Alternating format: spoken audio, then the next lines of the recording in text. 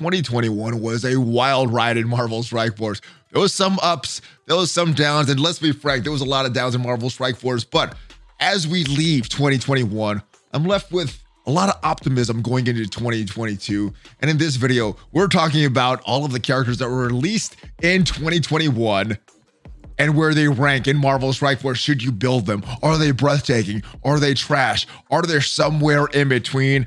If you're ready to find out where your favorite character is ranking, let's go right into it and rank all of these characters. All right, so Yelena actually released late in 2020 and almost towards the beginning of the year. But the first official character in Marvel Strike Force with an offer released was Red Guardian. Yes, Alexei. Das Vidanya, my friend, because this was a war offense character. I think they were designed to counter the Marauders, but as it stands now, as we're leaving 2021, Marauders are not a thing anymore and not really required in any raids, not really used in arena, not really taking him as a good option in Dark Dimensions. So maybe he'll be useful in one of these new game modes. I think a lot of these characters are going to get a new life in this new Avengers Tower mode. We'll see what happens with Pocket Dimensions. We'll see what happens when Grand Tournament arrives in Marvel Strike Force in 2021 or in 2022. But Red Guardian, I just say right now, unfortunately, because I love this character, I'm going to move him into the trash pile, guys. Unfortunately, yes, he goes to the trash. There he is. Let me move out of the way a little bit so you can see him. Actually, you can't even see him. He's not worthy of getting seen. All right, next is Kitty Pryde. She was released in the next character, the second character this year, and she's still usable. She's still usable in the raids as this Axemen team, and it does look like this most important mutant solution for the Doom raid. So yes, still usable, still important. She goes into so-so category because outside of the raids and maybe war offense and maybe some of these new game modes like these Avengers Tower, I wouldn't say this is a high priority to build. I think they are not the important pieces of the team. Iceman falls pretty much in that same boat, so I'm going to rank him in that so-so category. Not a bad character, a character that I think you should be building, but shouldn't be one of your first priorities unless you're struggling in Doom right now with that mutant section. All right, Bishop.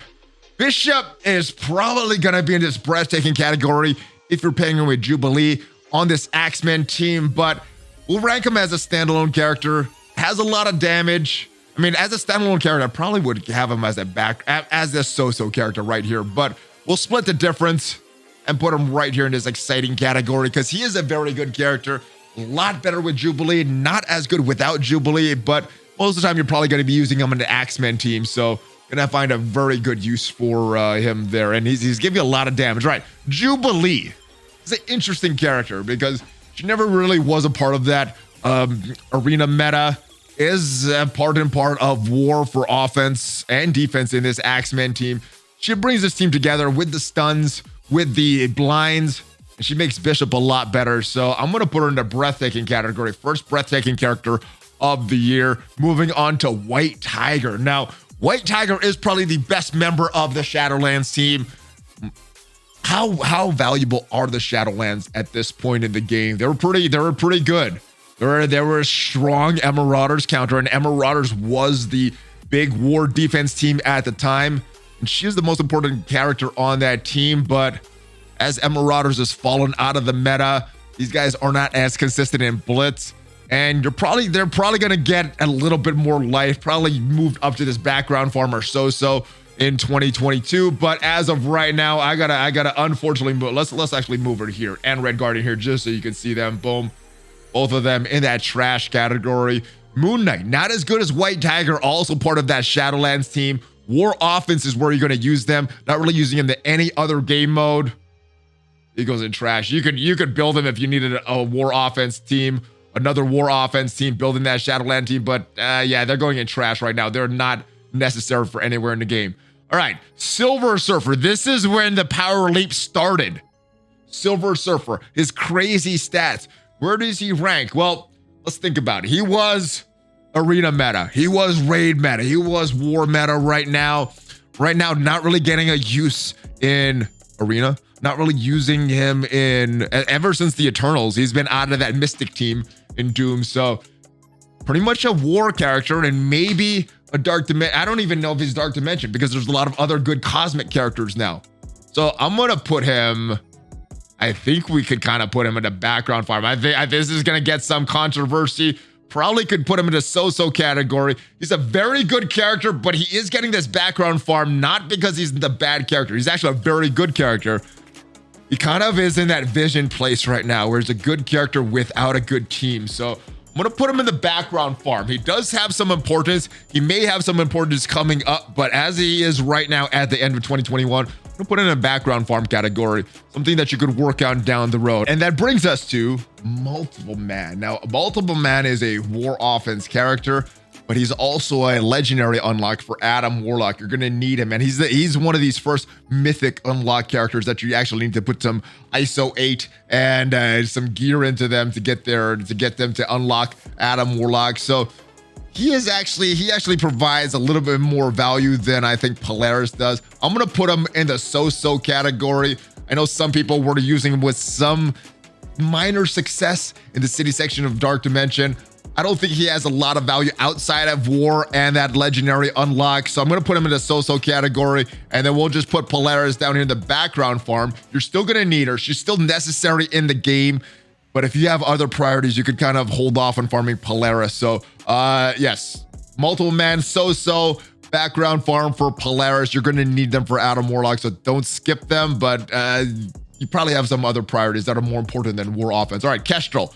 Kestrel OC, strong character, has that skill tag, important part of the skill, the Secret Avengers, and has that mystic tag or that tech tag. Not a lot of great tech options, and just for that alone, now she does have a lot of value. I still see her in arena sometimes. She is a part of that one of those eternal teams that Kestrel comes into play, important part of war offense, and I think she's going to be very, very important in these new Blitz, the Avengers Tower, the new pocket dimensions, whenever she has a tag that she could enter. And yes, a part of Grand Tournament as well. So she has a lot of value right now. Breathtaking character. Build her, put all your resources into her.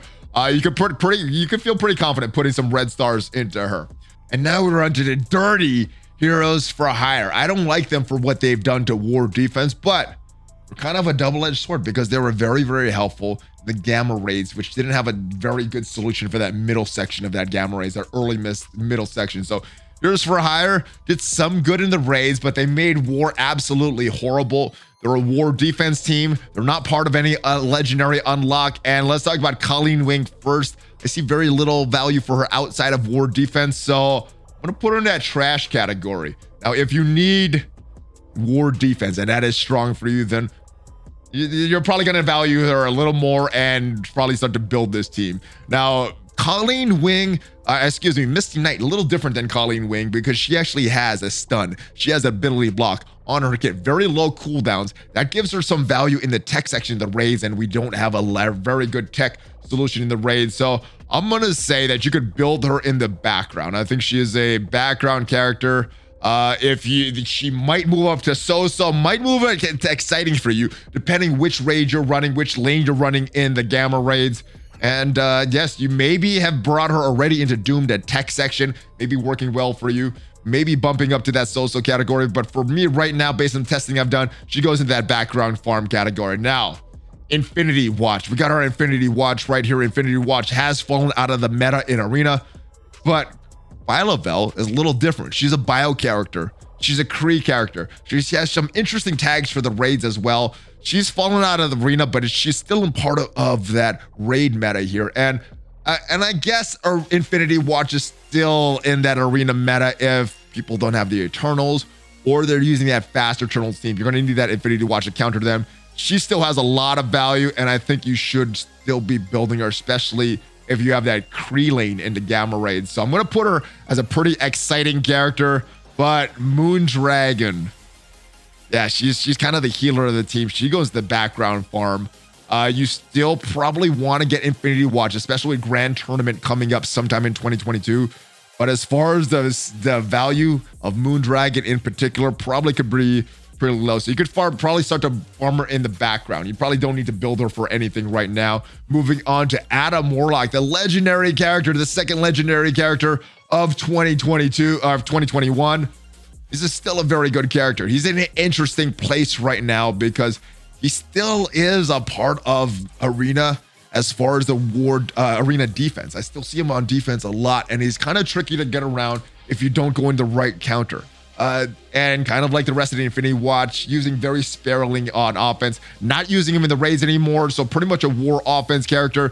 Still a very good kit. I'm going to put him in the exciting category though, because he is a legendary character. You're going to need him. I think he's one of the better legendaries. So he's probably a good choice for Dark Dimensions 4 and 5 if you're in that legendary section. So a lot of value for Adam Warlock, just not as much as it was earlier in the year. All right, we got these 3 Secret Avengers now. Where do they fall? Well, I don't think they're breathtaking. I don't think this is an automatic red star put on these characters. Maybe not for Jubilee either, but I think Sharon Carter, a great kit, goes into that exciting category. Captain Sam is a little different place. I know some people would put him in that breathtaking category because there's an argument. He is one of the best, if not the best standalone tank in the game. I'm going to put him in that exciting category because I just got that 6 red star on him. He still dies in Doom 2.2. So he's exciting. I might have put him in the breathtaking earlier this year. And of course, all these Secret Avengers, important legendary unlock for this guy, Omega Red. She is also very important. She is the healer of the group. And I guess depending on which node, it would be determined which is the more important character for you to have on the team, Sharon Carter or Maria Hill. I think you need to have Captain Sam no matter what you are running. Next, we have the New Warriors. Deathpool was a character for the New Warriors. Deathpool is very, very good. Deathpool's kit is still sort of broken, and I don't know if it's broken. It's based on the passive, but still very, very good. Even when she was fully broken, when she was released, still one of the better characters in the game. Crazy stats, can still attack characters, and is part of that mystic full auto in Doom. So a lot of that is because of the kit of Deathpool, and is a great counter to any characters that drops a lot of summons and minions. So she is breathtaking. Deathpool, one of the better characters in the game. And now it comes to Shang-Chi, where is that just like the Heroes for Hire. I love him in the raids. I hate him in war. I think he's a very good character though, and maybe getting even more importance. Unfortunately, his team is a war defense team, but yeah, I guess sort of as far as these Secret Avengers in that same category. So I'm gonna put Shang-Chi as exciting. Very good character. I don't know if he's one of these top characters in the game that you should be going after at all costs right now. All right, we got Cloak and Dagger. Very, very good characters. They are part of that Mystic Auto team in Doom. I'm going to rate them in the same category. I think these guys are a little more important than just so-so or background farm characters. So I'm going to put both of them in this exciting category. They're very, very good. They work as a pair. Not as good on their own, but still, they are still viable on their own. Not as good together. All right. Silver Samurai. All right, they're better together, excuse me. Silver Samurai. Good character. Good team. They're part of this Weapon X team that is a counter to that Dirty Heroes for Hire team. So he gets a little bit of bump from me, but if we look at what he does, he's not viable in any other game mode except for war offense. Sometimes people put this Weapon X on war defense, so he's just primarily a war character. No legendary unlock as of now. Maybe in the future that will change. We don't know who the next legendary is officially. We have rumors of it. We don't know what the next legendary unlock team is. So as of now, unfortunately, I'm gonna have to put him in the trash category. Not a lot of value there. Doesn't have great tags that you could use him in some raids either. Lady Deathstrike's a little different because she does have that tech tag, and I use her in the tech section, not because she's great in the tech section, but because by default she's used in the tech section. So I'm gonna put her in her so-so category because she does have some raid viability as well as war offense, but never part of the arena meta. Next is the legendary Omega Red. And it wasn't because of Weapon X that Heroes for Hire was defeated. It was because of trauma and Weapon and Omega Red. So he gets a big nod from me. He is breathtaking. And yeah, one of the better legendaries in the game as well. So you're probably going to want to put some gear on him, bringing into Dark Dimension as well, because good character. All right, Cersei Icarus. Do we even have to discuss why these guys, both of these guys are breathtaking? Awesome characters. If you get more red stars on these guys, the better. They're gonna give you a lot of value in arena, in raids, in war, in any other new game mode. These are the two meta characters right now. They are both breathtaking. Invest as much as you can in them. I didn't see the Eternals movie. If you didn't like the Eternals movie, it's unrelated to the game. These are the best characters in the game. Dormammu. I don't know how many characters players have him unlocked. Probably less than 10, definitely less than 20. So I don't know where to rate him. I'm gonna put him in exciting category, and I'll put him exciting because I want to unlock him. And I think that's the big prize for a lot of people going into Dark Dimension 5 is to get Dormammu. Magic is a trash standalone character, but makes that X-Men team so good. And because as of right now, she's not needed for a legendary unlock. There are rumors that she may be needed for the next legendary, but as of right now, they are just rumors. So I'm gonna put her in a trash category based on her standalone value and based on the fact that she makes X-Men a war offense team, not too valuable in other game modes, except maybe Blitz in this new Avengers Tower mode. All right, Spider-Gwen. Now, the thing about these Web Warriors, as of me recording this right now, we don't have a full Web Warriors team. So the symbiotes are still the best bio solution right now in the bio raids. So are these guys necessary? I think if you compare them apples to apples, Web Warriors, symbiotes, Web Warriors are a better team, but it's not an apples to apples comparison because most players are like myself and I invested a lot in the symbiotes previously, a lot in terms of T4s, a lot in terms of silver and gold promotion credits. So I think right now, these guys, for most players, are going to be a background farm. I think sometime in 2022, they're going to move to this exciting or breathtaking category. But as of right now, and this could change as soon as Spider-Punk comes out. Right now, I think they're a background farm. They're going to be moving up. They will be moving up. This is a very low rating for them on purpose based on their value right now in the game, but their value is increasing. So that rating, I know it's low. I know you guys are gonna flame in the comments, but it's because they don't have too much value right now. So I know some people are using hybrid teams with Miles and Peter Parker Spider-Man and Ghost Spider and Scarlet Spider and maybe Symbiote Spider-Man with some good solutions. But again, like I said, based on the fact of all the resources that were invested in this symbiotes and based on what we were required to get those Web Warriors up to there, I think right now, they're still a background farm.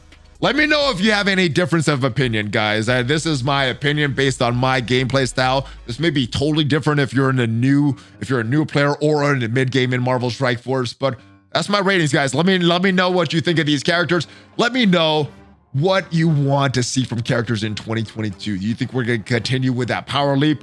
Or do you think that the devs realized what they did with Silver Surfer, overtuning characters like Kestrel and the Heroes for Hire, and we're going to get kind of a step back from this? But that is it. Hopefully, guys, have a great rest of 2021. I know some people are watching this. It's already 2022 for you. So have a great 2022. I will see you guys next time. Hit that like button if you guys enjoyed this video. Subscribe for more Marvel Strike Force content and ring that bell, guys, so you know as soon as a new video is uploaded. Have a great rest of the week. Have a great weekend. I'll see you guys next time. Hulk fist bump. ValleyFlyin out.